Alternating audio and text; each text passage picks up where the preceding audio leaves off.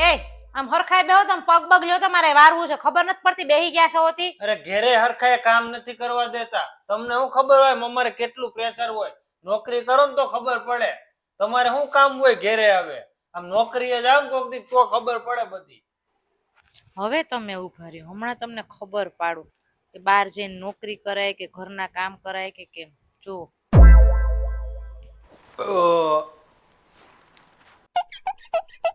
એ આ હવારમાં ગાડી કઈ બાજુ ઉપડી? અરે એ તો હું નોકરીએ જાઉં છું, આજથી મને નોકરી લાગી ગઈ છે નવી. તું નોકરીએ જાય તો ઘરનું ને મારું ને છોકરાઓનું ને બધાનું ધ્યાન કોણ રાખશે?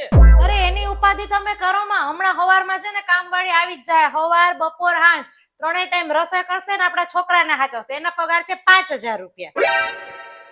અને એના પછી બીજી કામવાળી આવશે ને કચરા પોતા વાસણ કપડા એ બધું કરી દે અને એનો પગાર છે 3000 રૂપિયા. અને બીજી ઉપાધિ કરો માં, મેં છોકરાને લેવા મૂકવાની સ્કૂલની વાને બંધાવી લીધી છે અને વાનનું ભાડું છે 2000 રૂપિયા. એટલે ટોટલ છે 10000 રૂપિયા જે તમારે તૈયાર રાખવાના છે. એ મારી વાત તો સાંભળ પણ તું. એ ઊભી રહે. તારે છે ને ક્યાંય જવાની જરૂર નથી. મને તો ખબર જ નથી કે તું એટલા રૂપિયા બચાવે ઘરમાં રહીને. તું શાંતિથી છે ને ઘરમાં બેસ ને આરામ કરો. તારે ક્યાંય જવાની જરૂર નથી. કેમ આવી ગયા લાઈન ઉપર? ખોટી હોશિયારી કરતી તો તારી ગલમાં હું કામ હોય? તો હું ગમે તે કામ કરી હોય. 10000 રૂપિયા દેવાના આવે તો કેમ ખબર પડી બધી?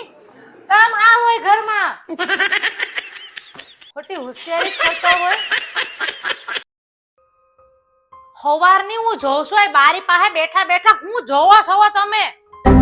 રાહ જોઉં છું. શેની? કબૂતરની? ના, વરસાદની. વરસાદની તો હું એ રાહ જોઉં છું કે વરસાદ પડે ને ઝરમર વરસાદ આવતો હોય ને આપણે બે બાઇકમાં છે ને લોંગ ડ્રાઈવ ઉપર જાય અને ભજીયાની લારી આવે ને ત્યાં તમે ગાડી ઊભી રાખો ને પછી આપણે બે ચાલુ વરસાદમાં ગરમા ગરમ ભજીયા ખાતા હોઈએ.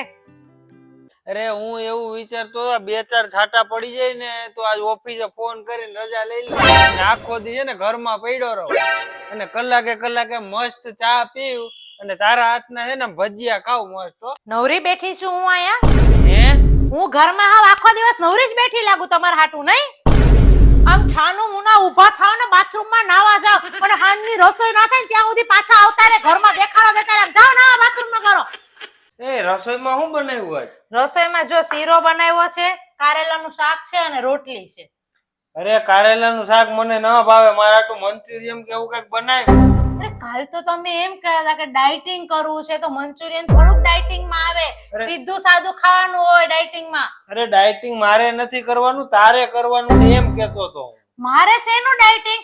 આખો દી ઘરના કામ હું કરું, તમને બધાને ખાવાનું બનાવીને હું દઉં, નોખું ખાવાનું, નોખી ફરમાઈશ તમારા બધાની પૂરી હું કરું ને ડાયટિંગ મારે કરવાનું એમ? અરે તારું શરીર તો જો હવે કેટલું વધી ગયું. આમ ડાયટિંગ કરીને તો એક સારું રહે એમ શરીરમાં. તમારે વધી ગયું તમે કરો ને ડાયટિંગ, મને એકને શીખામણ દેતા હતી.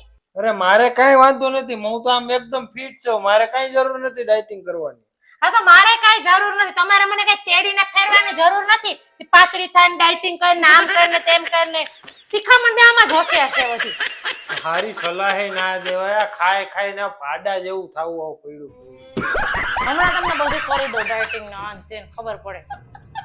રાતે નકરી રીલું જોઈએ રાખે. સવારે ઉઠવાના ઠેકાણા નહીં. 10 વાગે ઉઠે. બપોરે પછી જમવાના ઠેકાણા નહીં, રાતે જમવાના ઠેકાણા. નકરા કઢા ને ખીચડા જ ખવડાવ્યા રાખે. આખો દી ઘરમાં છે ને લેંગા ને ટી શર્ટ પહેરીને પહેરે રાખે. આખો દી કઈ કામ ધંધો જ નથી ને આખો દી બેનપણીઓ ગામની પંચાયત જ કરી રાખવી છે.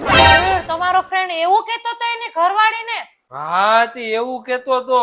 હાલ તો હું છે ને વાસણ કરી આવું. વાસણ કરવાનું બાકી છે ને. વાસણ થઈ જાય ને પછી કપડાય સૂકવી દેજો હો ને.